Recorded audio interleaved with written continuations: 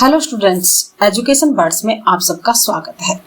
हम political science के class 12th का जो चैप्टर हमारा चल रहा है, कौन सा, भारत और वैश्वीकरण।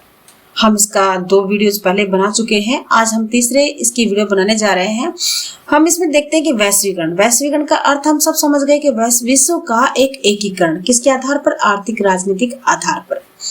वैश्वीकरण का अर्थ लिख लिया हमने इसके प्रभाव में चल रहे थे। आज हम इसमें देखते हैं कि वैश्वीकरण का लोक संस्कृति पर प्रभाव, यानी कि impact of globalisation on native culture. लोक संस्कृति हम जानते हैं ना क्या होती है। लोक संस्कृति यानी कि हमारे जो समाज में लोकल लोगों के द्वारा, यानी कि सामान्य समाज के लोगों के द्वारा अपनाई गई जो संस्कृति है, तरीके हैं, व्यवहार है, उसको हम क्या कहेंगे, लोक संस्कृति। वैश्वीकरण के कारण आज किसी भी देश का गीत संगीत हम विश्व के हर कोने पर सुन सकते हैं। पता है हमें, हम अपने देश की भी एक राज्य का दूसरे राज्य में सुन सकते हैं, एक देश का दूसरे देश में सुन सकते हैं। इसका नकारात्मक पक्ष यह है कि इससे विशिष्ट राष्ट्रीय संगीत को प्रदूषित कर दिया गया है। यानी हमारा जो लोकल होता है, लोकल संस्कृति, लोकल गीत जो होते हैं, उनको क्या कर दिया गया, प्रदूषित किया गया है। वैश्वीकरण ने पूरी दुनिया में लोक संस्कृति के प्रसार को तो बढ़ाया है, परंतु इससे आंचलिक सांस्कृतिक अभिव्यक्ति में रुकावट आई है। यानी कि जो हमारे क्षेत्र विशेष की संस्कृति है, उसको क्या अभिव्यक्त करने में क्या हो गई, रुकावट आ गई। पाश्चात्य एवं विदेशी सांस्कृतिक साम्राज्यवाद का क्या बढ़ गया, वर्चस्व बढ़ गया। और पॉप कल्चर ने शास्त्रीय संगीत परंपरा पर भी प्रतिकूल प्रभाव डाला। हमारे जो संगीत है, कैसा है संगीत, शास्त्रीय संगीत, और उस पे पॉप संगीत ने इस पर प्रभाव डाला। लोकवाद्यों के स्थान पर कैसा हो गया, इलेक्ट्रॉनिक। पहले हम ढोलक, हारमोनियम, तबला, इनके आधार पर अपना संगीत करते थे, लेकिन आज कैसे चल रहे हैं, इलेक्ट्रॉनिक वाद्य यंत्रों से संगीत सुना जाता है और समाप्त भी इसी से होता है। यानी कि हमारी जो शास्त्रीय विशिष्टता थी वो क्या हो गई, समाप्त हो गई। पाश्चात्य संस्कृति के अंधानुकरण ने परंपरागत सांस्कृतिक मूल्यों का आहर्ष किया है। इससे राष्ट्र के खान पान व पहनाव पर भी प्रतिकूल प्रभाव पड़ा है। हमें ये सबको पता है कि हमारे जो खान पीन है, आज जो हमारा पहले होता था वो आज है क्या, उसमें बहुत सारा अंतर आ गया है। आज हम विदेशी फास्ट फूड खाना ज्यादा पसंद करते हैं। भारतीय फास्ट फूड की है ही नहीं, एक तरह से देखा जाए तो। हमारे तो पहले बहुत अच्छा पौष्टिक खाना था, लेकिन आज हम फास्ट फूड खाते हैं। तो ये सब किस पर, संस्कृति पर प्रभाव है। आगे देखते हैं हम सामाजिक मूल्यों पर वैश्वीकरण का प्रभाव। सामाजिक मूल्य जानते हैं ना भाई, समाज के नियम, नैतिक मान, मर्यादा, रीति रिवाज, इन सबको हम क्या मानते हैं, सामाजिक मूल्य। इन पर वैश्वीकरण का क्या प्रभाव पड़ा।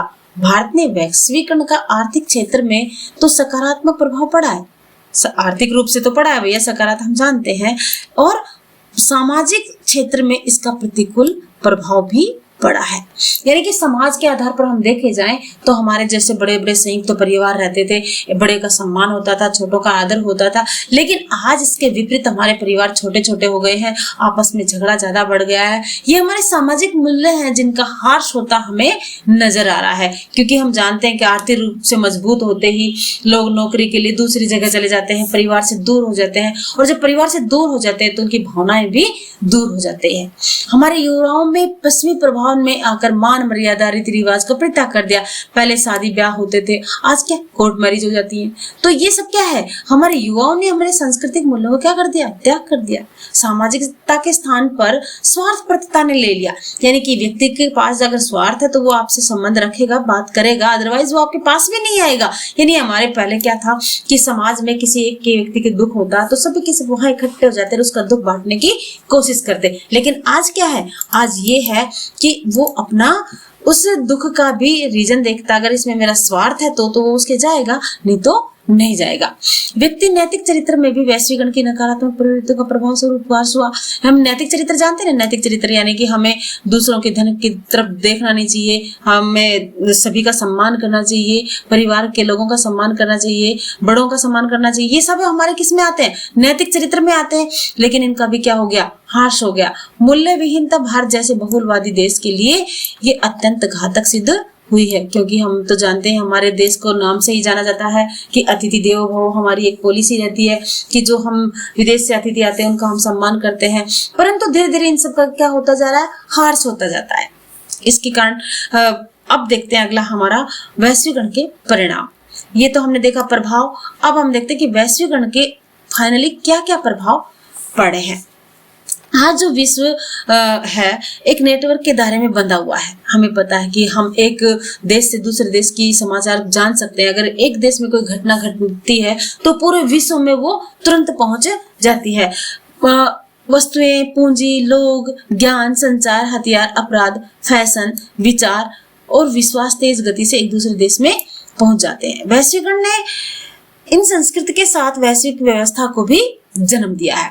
वैश्वीकरण ने जीवन के हर क्षेत्र को प्रभावित करा है। हम देखते हैं राजनीतिक क्षेत्र को प्रभावित करा, आर्थिक क्षेत्र को, सामाजिक क्षेत्र को, नैतिक मूल्यों को, यहाँ तक कि हमारी संस्कृति को भी वैश्वीकरण ने प्रभावित किया है।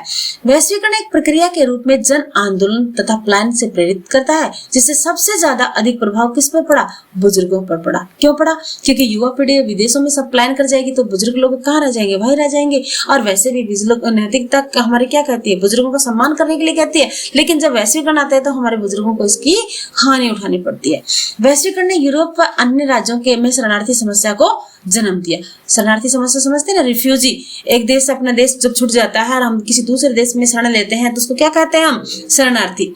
2016 तक 7.4 अरब जनसंख्या में से लगभग कितने भाई 60 करोड़ लोग शरणार्थी हो गए। इतने करोड़ लोग शरणार्थी हो गए, यानी इनका देश छूट गया, इनका परिवार छूट गया, घर बार छूट गया, दूसरे देशों में भटकते फिरे। अर्थात हर 122वां, यानी कि हम देखें जनसंख्या में हर 122वां व्यक्ति क्या हो गया, शरणार्थी। वैश्वीकरण को हर व्यक्ति की आर्थिक आवश्यकता को पूरा करने वाली प्रक्रिया भी माना जाता है। कई आलोचक भी मानते हैं कि वैश्वीकरण केवल कारपोरेट सेक्टर और उद्योगपतियों के हितों के संवर्धन करता है। उद्योगपतियों का यानी कि बड़ी बड़ी कंपनियां जो होती हैं एक देश से दूसरे देश में जाती हैं, इसको हम वैश्वीकरण कहते हैं। तो इससे किसका फायदा हुआ, बड़ी बड़ी कंपनियों का, गरीबों का इससे कोई हित नहीं हुआ। कुछ आलोचक तो ये भी मानते हैं कि वैश्वीकरण की मुक्त बाजारों में की अर्थव्यवस्था ने से दुनिया को जो अपेक्षाएं थी वह पूरी नहीं हो सकी। वैश्वीकरण से प्रभावित संस्थाओं ने गरीब देशों जैसे कामगारों तथा प्राकृतिक पर्यावरण के हितों को अनदेखी करते हुए कारपोरेट जगत के हितों की ही पूर्ति की। ये बड़े देशों के साम्राज्यवाद का नवीन रूप है। वैश्वीकरण ऋण आधारित अर्थव्यवस्था को थोपने के लिए कटिबद्ध है। इसके कारण ऋण के बेतहाशा बढ़ोतरी हो रही है। हम जानते हैं कि आज हमें जो भी कुछ करना होता है ऋण लेके कर लेते हैं, और वो ऋण हमें क्या पैदा करता है, संकट पैदा करता है। इसकी आलोचनाएं हमने की। देखो अब इसकी आलोचना कैसे आधार पर की जा सकती है कि वैश्वीकरण से राष्ट्र की आर्थिक स्वायत्ता प्रभावित होने की आशंका रहती है। कैसे? एक देश की जो स्वायत्ता होती है, स्वयं की सत्ता होती है, इससे प्रभावित होती है, क्योंकि कोई भी विदेशी कंपनी आकर के हमारे यहाँ रहेगी, लगाएगी, तो उसके संवर्धन को भी देखा जाएगा ना, उसके विकास को भी देखा जाएगा। दूसरा, अर्ध विकसित व विकासशील देशों की विकसित देशों के पिछलग्गू बनने की कोशिश की। जो बेचारे जिनका विकास नहीं हुआ और जिनका विकास हो गया वो तो अपनी यहाँ दादागिरी दिखाएंगे ना। तो जो विकासशील देश हैं, अर्ध विकसित देश हैं, पिछड़े जो देश हैं, वो विकसित राष्ट्रों के क्या बन जाएंगे, पिछलग्गू। जैसा वो कहेंगे वैसे उनको करना पड़ेगा। अब देखो इस आलोचना में देखो हमारा पहले क्या है, वैश्वीकरण एक राष्ट्र की स्वायत्ता, संप्रभुता और आत्मनिर्भरता को क्या करती है, प्रभावित करती है। आत्मनिर्भरता हम पहले देखते थे ना कि गांव में ही सारी व्यवस्थाओं को प्राप्त कर लिया जाता था। किसी के पास अनाज है तो किसी के पास सब्जी है, किसी के पास दूसरी वस्तुएं हैं, और आपस में एक दूसरे से लेकर के वही उनको पूर्त कर लिया जाता था। तो ये क्या कहलाती थी, हमारी आत्मनिर्भरता। परंतु आज हम आत्मनिर्भर नहीं है। वैश्वीकरण भारत जैसे विकासशील व अन्य पिछड़े देशों के लिए देर सवेर घातक सिद्ध हो सकता है। कैसे? क्योंकि भारत में तो पहले ही हमने देखा है कि हम तो पहले ही किसका जो उपनिवेशीकरण का दुख झेल चुके हैं। इसके आधार पर भी हमने इसके सामने हमारे सामने क्या आएगी, इसकी घातक परिणाम हमारे सामने आएंगे। अगला है भारत अमेरिका का क्लाइंट स्टेट, ग्राहक देश बनकर रहने की आशंका है। हम जानते हैं कि हमारा सबसे ज्यादा व्यापार किस देश से होता है, सबसे ज्यादा व्यापार हमारा भारत का अमेरिका से होता है। तो इस आधार पर क्या शंका दिखा रखी है कि हम ग्राहक बन के रह जाएंगे, किसके, अमेरिका का। अमेरिका उद्योग बना करके, उद्योग लगा करके अपना सामान बनाएगा, हम उसके क्या बन जाएंगे, ग्राहक। चौथा, वैश्वीकरण की नीति उदारीकरण और निजीकरण के तार्किक परिणाम की भी अभिव्यक्ति है। इसके अंतर्गत व्यवस्था की आर्थिक गतिविधियों की कार्यकुशलता में वृद्धि के लिए अर्थव्यवस्था को विश्व की किसी भी राजनीतिक व्यवस्था की आर्थिक गति के साथ जोड़ने की छूट दी जाती है। यानी कि वैश्वीकरण के अंतर्गत कोई व्यवस्था अपने उत्पादन, खरीद फरोख्त तथा सेवाओं का जाल विश्व के किसी भी हिस्से के साथ जोड़ सकती है, जहां सबसे कम लागत पर गुणवत्ता उन्नत की जा सके, इससे अधिकतम लाभ पाया जा सके। आर्थिक क्षेत्र में वैश्वीकरण की नीति बहुराष्ट्रीय निगमों के विस्तार को बढ़ावा देती है, जिसके परिणाम स्वरूप विकासशील व्यवस्थाओं का सामाजिक, आर्थिक, सांस्कृतिक जीवन विश्वव्यापी या सामाजिक, आर्थिक, सांस्कृतिक प्रभाव के दायरे में आ जाता है। यानी कि उदारीकरण वह नीति या प्रक्रिया है जिससे आर्थिक गतिविधियों का कौशल सामर्थ्य बढ़ाने एवं उसमें मिलने वाले लाभ के में प्रतिशत अधिक वृद्धि करने से उससे अधिक प्रतिबंध नियंत्रण समाप्त हो जाता है। कहने का मतलब ये है कि हमारी जो वैश्वीकरण की है, इसमें बहुत सारी कमियां हैं। कमियों के होने के बाद इसकी बहुत सारी आलोचनाएं की गई है, परंतु उसके बाद बहुत सारी उपलब्धियां हासिल की है। हमने देखा कि 25 वर्षों में पिछड़े देशों की प्रगति में व लोगों के जीवन को इसने खुशहाल बनाया। किसने? वैश्वीकरण ने। इसने महत्वपूर्ण योगदान दिया है इसमें। इसकी निम्न उपलब्धियां जो हैं हम यहाँ देखेंगे। विकासशील देशों के जीवन प्रत्याशा का दोगुना होना और शिशु मृत्यु दर का घटना। पहले हम देखते थे कि कैसे जो जीवन प्रत्याशा थी, यानी कि लोग बूढ़े होने से पहले ही मृत्यु को प्राप्त हो जाते थे, परंतु आज साइंस ने इतनी सारी प्रोग्रेस कर ली है कि व्यक्ति को जब मर जाता है उसके बाद भी उसको जीवित करने की पुरजोर कोशिश की जाती है। और शिशु मृत्यु दर, पहले जब बच्चे होते थे तो आधे बच्चे तो कहते हैं कि वैसे ही खत्म हो जाते थे, परंतु आज ऐसी ऐसी टेक्निक आ गई है कि उनको इस घटना से बचाया जा सकता है। यानी कि विश्व में शिशु मृत्यु दर को घटा दिया गया है। अब ऐसे ही वयस्क मताधिकार का व्यापक विस्तार। वयस्क मताधिकार आप जानते हैं कि एक निश्चित आयु पूरी करने के बाद उसको मत देने का अधिकार, इसका व्यापक विस्तार हुआ। किसके कारण? वैश्वीकरण के। क्योंकि विश्व के जिस देश में भी इसका मताधिकार का विस्तार हुआ, उसने अगले देश में इसका विस्तार किया, तो वयस्क मताधिकार का व्यापक तौर पर इसका विस्तार हुआ। लोगों के भोजन में पौष्टिकता का बढ़ावा। भोजन में, यानी कि एक देश में अगर भोजन पौष्टिक है तो दूसरे देश में भी बढ़ता है, तो वैश्वीकरण ने पौष्टिकता को भी बढ़ाया। बाल श्रम को घटाना। पहले हम देखते थे बालों को, छोटे छोटे बालक जो होते हैं उनको मजदूरी की जाती थी, लेकिन आज जो विभिन्न मानव की संस्थाएं हैं, मानव आयोग की संस्थाएं हैं, उन्होंने बाल श्रम को घटाया। ये किसके कारण हुआ? वैश्वीकरण के आधार पर।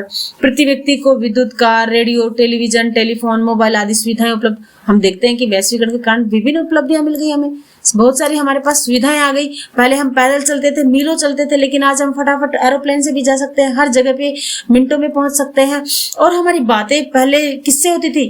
फोन, खत से होती थी, तार से होती थी, लेकिन आज किससे होती है? मोबाइल से हो जाती है, फटाफट हो जाती है।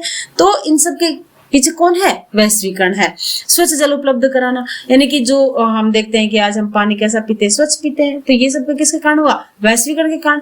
प्रत्येक सेवा क्षेत्र में के अभूतपूर्व सुधार हुआ। जीवन को अधिक खुशहाल बनाना। हमारे जीवन में जो अधिक खुशहाली है, यानी कि हमारी जो जरूरत की वस्तुएं हैं वो हमें अधिक से अधिक मिल रही हैं। इस कारण वैश्वीकरण से जीवन में को अधिक खुशहाली मिली है। अब हम देखते हैं इसमें निष्कर्ष। 1991 में प्रारंभ हुए वैश्वीकरण सर्वाधिक लाभ विकसित राष्ट्रों को। सबको कहते हैं कि किसको ज्यादा लाभ हुआ? वैश्वीकरण से विकसित राष्ट्रों को, परंतु इससे विकासशील राष्ट्रों को भी हुआ। भारत, चीन, ब्राजील देशों की अर्थव्यवस्था पर वैश्वीकरण का काफी सकारात्मक प्रभाव भी पड़ा। हम देखते हैं अर्धविकसित और अविकसित देशों के तुलनात्मक दृष्टि से कम आर्थिक सुधार हुए हैं। मानते हैं हम कि विकासशील ज्यादा हो गए, विकसित जो राष्ट्र उनको तो विकास ज्यादा हो गया, लेकिन इस में जो अर्धविकसित हैं और अविकसित हैं उनमें भी सुधार हुआ है। भारत जैसे देशों में उच्च व मध्यम वर्ग के लोगों में आय में वृद्धि हो गई है। सेवा क्षेत्र, दूरसंचार, सूचना प्रौद्योगिकी, वित्त, मनोरंजन, पर्यटन सेवाओं में लोगों को कृषि विनिर्माण की तुलना में अधिक लाभ हुआ। आज भारत जैसे प्रगतिशील राष्ट्र है, हम जानते हैं हमारा भारत कैसा राष्ट्र बन गया? प्रगतिशील, जिसकी अर्थव्यवस्था काफी सुदृढ़ हो रही है। भारत में कई बहुराष्ट्रीय कंपनियां भी हैं और वैश्वीकरण प्रौद्योगिकी क्रांति के कारण मध्यमों में अनवरत प्रगति कर रहा है। दूसरी तरफ देखते हैं वैश्वीकरण के विरुद्ध कई आवाजें उठी। कुछ लोग वैश्वीकरण को भारत की बर्बादी का कारण मानते, ऐसा नहीं है। भारत ने भी अपना विकास किया। इस प्रकार हम देखते हैं कि वैश्वीकरण में अनेकों कमियां हैं, परंतु कमियां होने के बावजूद इसने बहुत सारी उपलब्धियां हासिल की हैं। आर्थिक सुधार किए हैं। भारत जैसे देशों में उच्च व मध्यम वर्ग के लोगों की आय में वृद्धि की है। सेवा क्षेत्र, संचार, प्रौद्योगिकी, वित्त, मनोरंजन, पर्यटन सेवाओं में लगे लोगों को कृषि व विनिर्माण की तुलना में अधिक लाभ हुआ है। इस प्रकार वैश्वीकरण के अनेकों आलोचनाएं भी हैं, साथ में इसकी बहुत सारी उपलब्धियां हैं, क्योंकि हम ये तो सभी जानते हैं कि जिसमें अच्छाई होती है उसमें बुराई भी होती है। अब हम विकासशील उपलब्धियां देख लेते हैं इसकी, किसकी, वैश्वीकरण की उपलब्धियां देखो भैया एक नजर में फटाफट। क्या, विकासशील देशों के जीवन प्रत्याशा, शिशु मृत्यु दर को घटाना, वयस्क मताधिकार का विस्तार, ध्यान में आ गया वयस्क मताधिकार, फिर लोगों के भोजन में पौष्टिकता को बढ़ावा, बाल श्रम का घटना, प्रति व्यक्ति को विद्युत car, radio, television, telephone, mobile phone की सुविधाएं उपलब्ध करवाना, स्वच्छ जल प्राप्त कराना, प्रत्येक सेवा क्षेत्र में अभूतपूर्व सुधार करना और जीवन को अधिक खुशहाल बनाना, ये सब किसकी देन है, वैश्वीकरण की देन है। इस आधार पर ये हमारा चैप्टर क्लोज होता है। उसके बाद हम अगला चैप्टर करेंगे। आज के लिए इतना, धन्यवाद। सब्सक्राइब करें, लाइक करें और जो तुम्हारी प्रॉब्लम है उनको कमेंट बॉक्स में डालें, उनका सॉल्यूशन होगा। धन्यवाद।